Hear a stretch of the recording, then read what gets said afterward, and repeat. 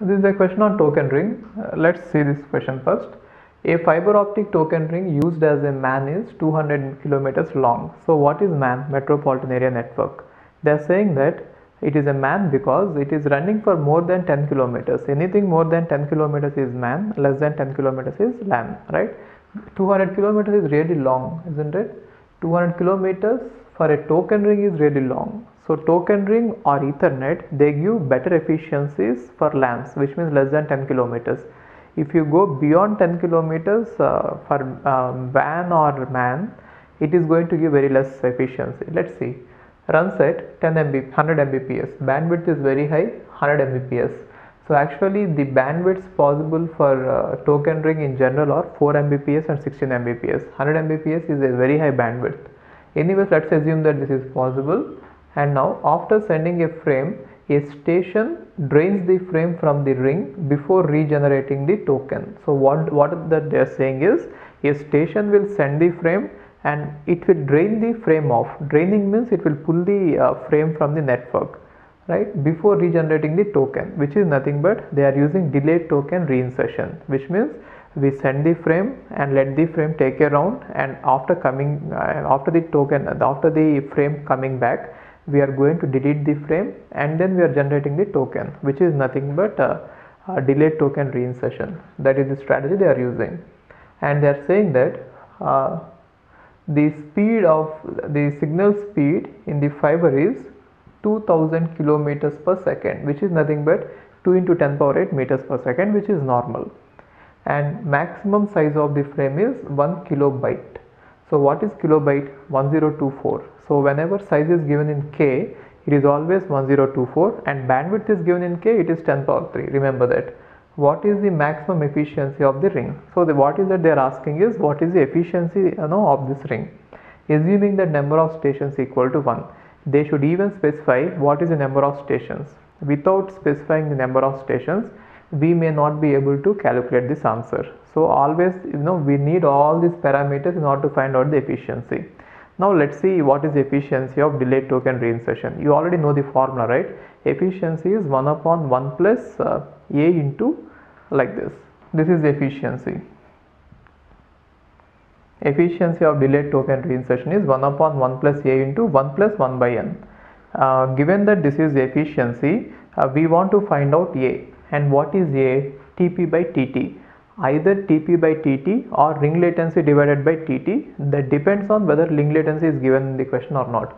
If you look at this question, nowhere they mentioned about ring latency, and they didn't even give what is the bit delay introduced by every station. Therefore, assume that since ring latency is not given in this formula, we are going to take TP.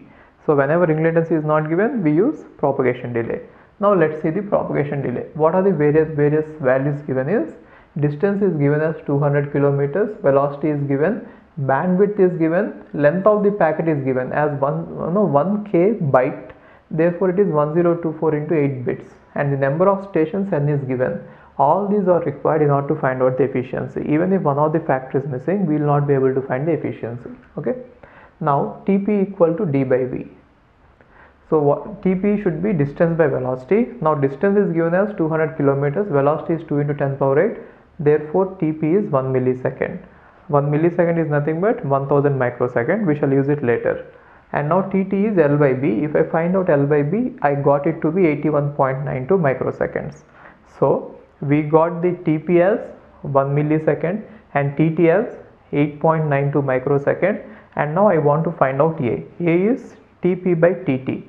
But if I have to find it out, both TP and TT should be either in milliseconds or microseconds. So I am just converting. Since TP is given as 1 millisecond, 1 millisecond equal to 1000 microseconds. Therefore I am converting everything into microseconds. Then I got that A equal to 12.2. Then efficiency equal to 1 upon 1 plus A into 1 plus 1 by n. That equal to, I am substituting this. So I got the efficiency to be 3.9%. See, in this whenever I calculate some numericals, I might by mistake write some numbers wrong. So you please do the math yourself. Okay. So even if something is wrong here, don't take it for granted. I might have committed some mistake somewhere. Okay. So what you do is, sometimes I might make some mistakes in numericals, but you do it right. Okay, and in case if your numerical is saying a different answer, please cross check. There might be some mistakes here. Anyway, when I calculated, I got it to be 3.9%, which is very less, isn't it? So 3.9% efficiency is very, very less. Then what is the throughput? Throughput is efficiency into bandwidth. So even though you have 100 Mbps, you will be using only 3.9 Mbps, isn't it? If efficiency is 3.9, it is nothing but throughput is efficiency into bandwidth, which is very, very less. So bandwidth is 100 Mbps, but efficiency is 3.9%. Therefore, you will be using only 3.9 Mbps out of 100 Mbps, which is very less. So why do you think that efficiency has fallen down to so much? The reason is token ring is supposed to be used inside the LANs, not in the MANs. Since you have increased the distance of the LAN to 200 kilometers, therefore the efficiency has fallen down. If you want to increase the efficiency, always try to see that your distance is not so much. In case if your distance is not 2000 kilometers, it is 20 kilometers, then you could see that the TP will be 10 milliseconds, not 10 milliseconds, 0.1 millisecond. Then it will be 100 divided by 81, which means nearly close to 1. A will be close to 1, which means this entire thing will be close to 1 by 3 or 1 by 4, 33%. So one thing you should observe is whenever these LAN technologies are used in MANs or WANs, efficiency is going to be affected a lot.